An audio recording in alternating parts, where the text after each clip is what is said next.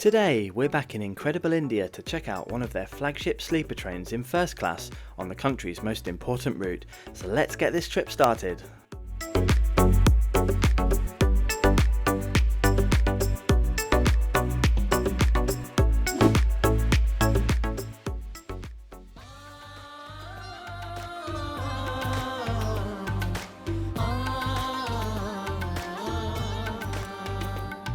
Namaste and welcome to India's bustling metropolitan capital, New Delhi, where we'll be taking one of the country's flagship Tejas Rajdhani services down to the most populous city, Mumbai.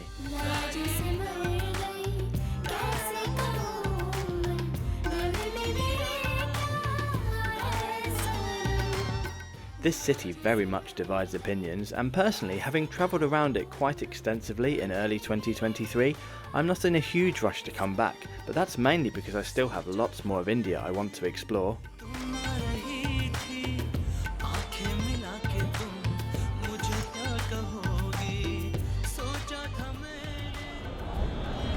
Today's trip starts in the South Delhi suburbs at Hazrat Nizamuddin station, which is well connected to the city's metro and bus networks, but you'll also find endless auto rickshaw taxi drivers stationed right outside.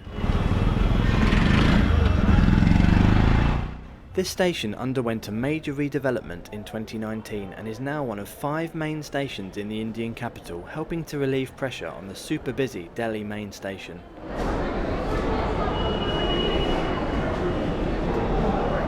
The spacious and airy main concourse features a ticket office, but is really only the welcoming point before you pass through the security check and access the platforms.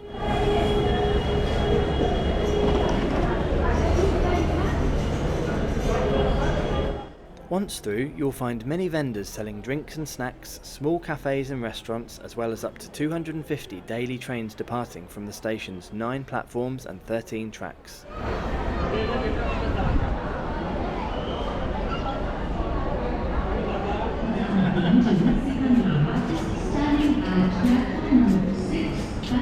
As we've got a bit of time before our train departs, let's head to check out the lounge, which is accessed from platform 1.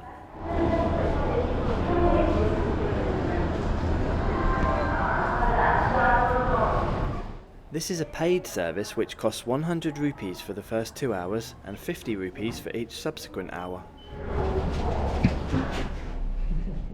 You can then buy food and drinks from the adjacent cafe and eat and work in air-conditioned comfort while waiting for your train.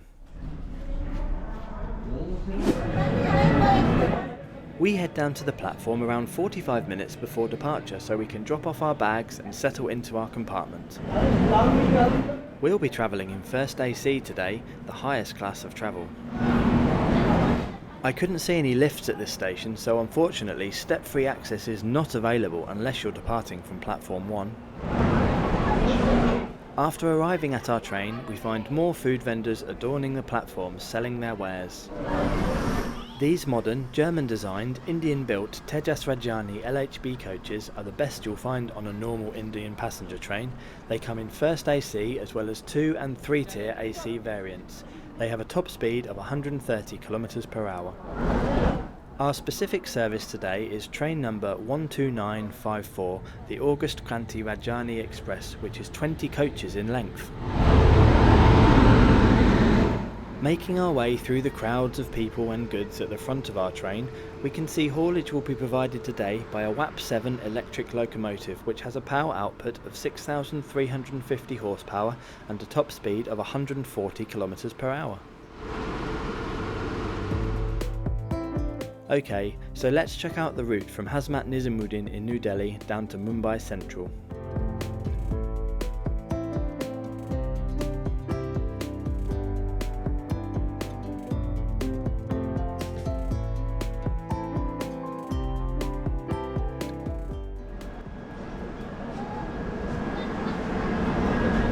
Upon boarding in this first AC coach, we are met with some 4-berth and some 2-berth compartments.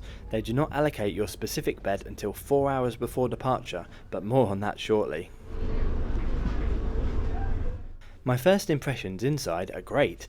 It's a modern and clean sleeper train, but before we look around more, it's time to put on my headphones, relax for a moment, and tune out the craziness outside.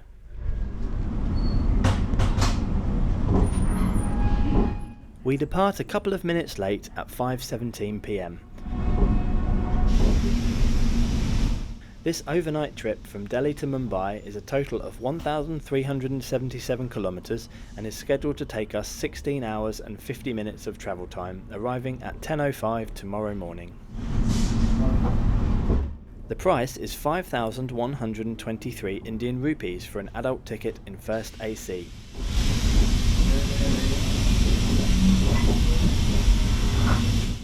While this is quite expensive by Indian standards, it is the country's premier sleeper train offering, and I believe it still offers good value for money. Let me know what you think in the comments below after you see what's included. Now, back to the allocation system. Fortunately, myself and Super Albs were given a 2-berth private compartment today, but in my opinion it is a silly and very unpremium way to have to wait for your confirmed bed until just before departure, especially for your passengers who are paying the highest fares. If I want to buy a private compartment, I should be able to do this upon booking and not wait to see if I win the Indian Railways first class bed lottery. If you want ad-free early access to every video, great perks and to help me do bigger and better reviews, then become a channel member from just £1.99 per month. Just click the link above now or the join button in every video. Thank you!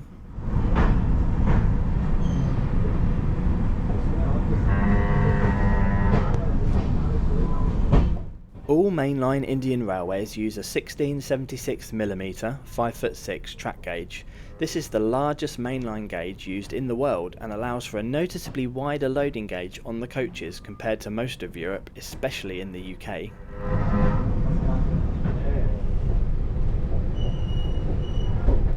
All meals are included on board this service, although you can opt out when booking and save yourself around 560 rupees on the overall ticket price.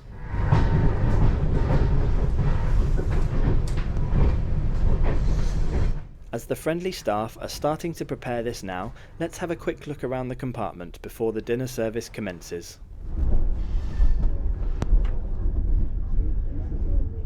Did you know that currently around 90% of India's massive 58,500 kilometre mainline broad gauge network is now electrified? They are also on track to make it 100% by April 2024. That's amazing.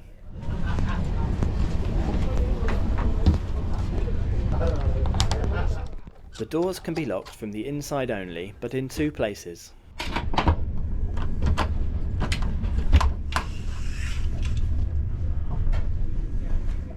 In day mode, the bottom bunk also forms a nicely padded bench seat with a backrest on the wall and armrests at each end.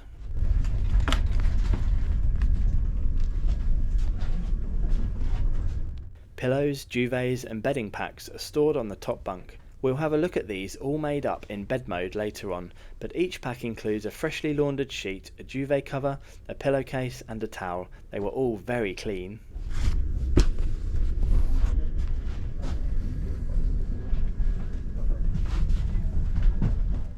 Newspapers, including an English Times of India, was present on our room table upon arrival, and shortly after departure a 1-litre bottle of water each was delivered.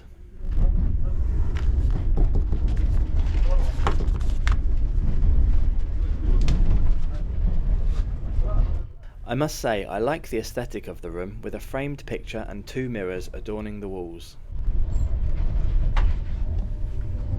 2 power sockets and various lighting controls can be found above the window, including a nightlight function.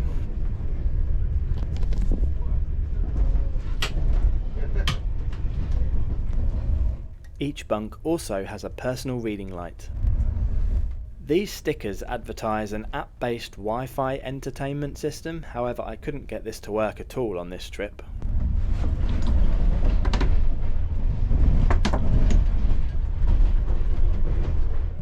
There is a pull-down blind available on the window and a litter bin in the corner of the room.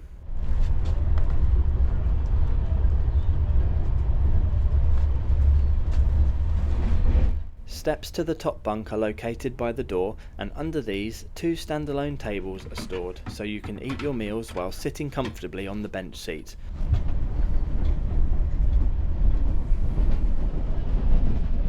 Or you can show off the wares you bought from the platform shops before departure. That should keep us going.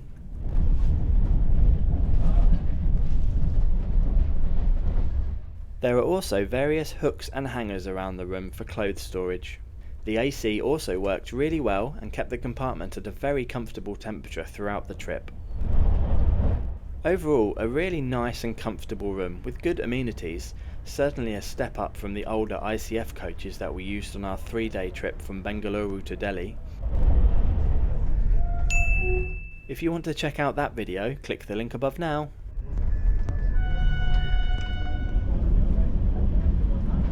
So, as the sun has nearly set, it's finally time for dinner.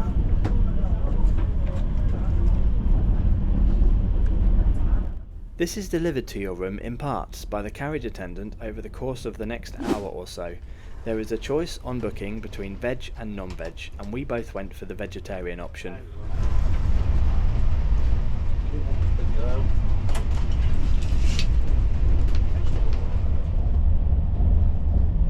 First up, we receive a tray with a cheese sandwich, some nuts, a pastry, a sown cake dessert, along with a cup of tea. This is followed after around 10 minutes by a bowl of very watery tomato soup.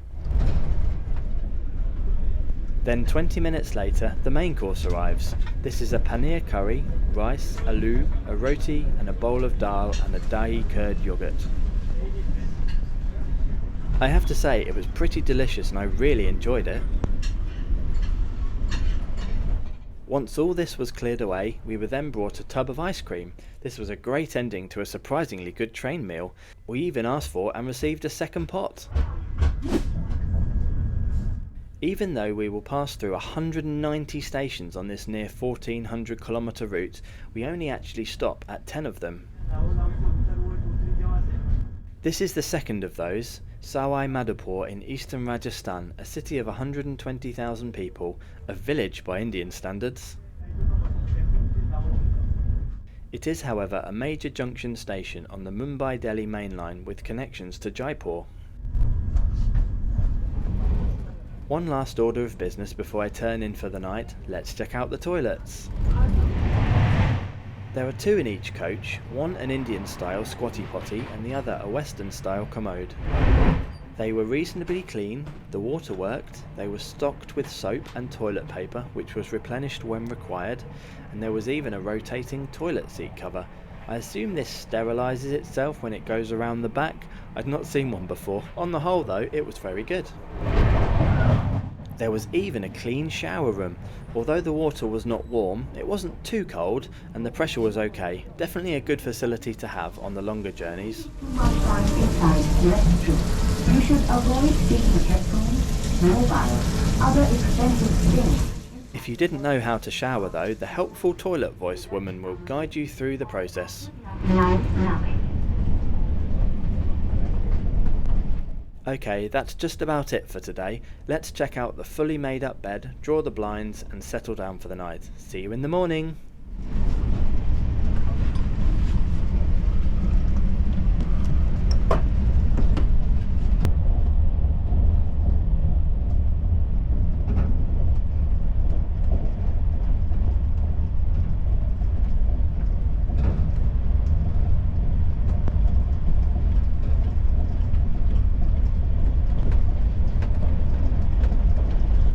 I awake after having around 8 hours solid sleep. The bed was super comfortable and the ride quality was really good, even if Indian Railways aren't known for being of the best quality.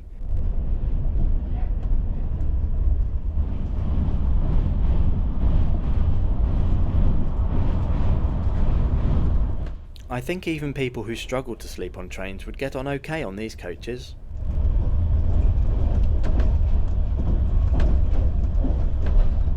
We are treated to a fabulous sunrise as we steam through southern Gujarat, and we are running pretty much to time, which is fantastic news.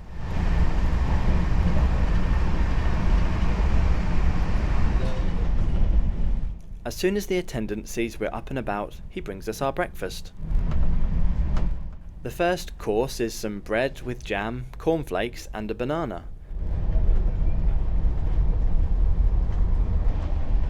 Then an omelette, chips and veg turn up for the main course. A very hearty breakfast. Here's a look at one of the two-tier AC coaches. They are very similar in style to the ex-Soviet Platzkart with 6 beds per section and only a curtain for privacy. You get bed linen and there are power sockets and personal reading lights. The 3-tier AC is similar but with 9 beds per section. It's very cramped. I wouldn't recommend it as the price difference is minimal.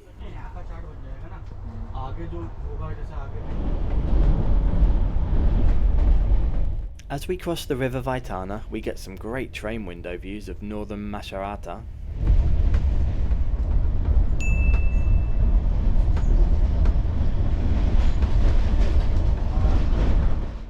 We are now within the bounds of the Mumbai commuter network and its questionably safe open-door local trains.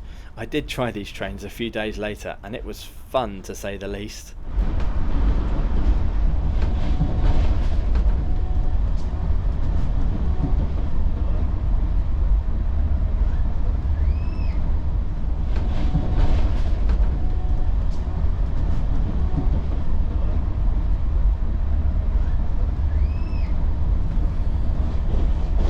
So let me summarise my journey on this Tejas Rajani sleeper train from Delhi to Mumbai, travelling in a private first-class AC compartment.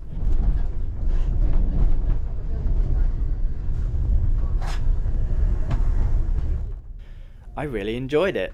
The room was comfortable, well appointed and very clean. The staff were very friendly and helpful and the food was good. All in all, a great experience.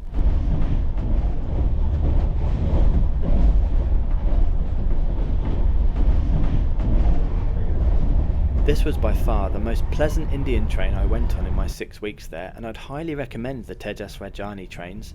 They run super fast, high priority services between the major population centres of this gigantic 1.4 billion person country.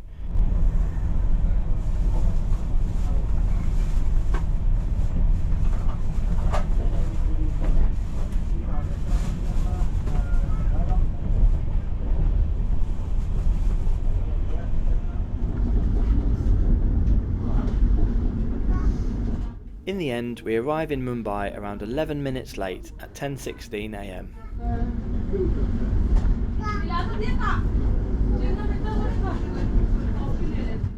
Have you been on any Indian sleeper trains before? Which one did you try and in which class? How was it for you?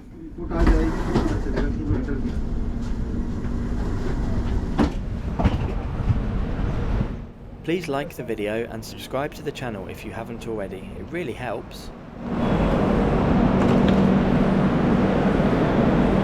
By the way, I'm always open to new video ideas, so leave me a comment or send me a DM on Instagram or Twitter if there's anything you really want to see on the channel.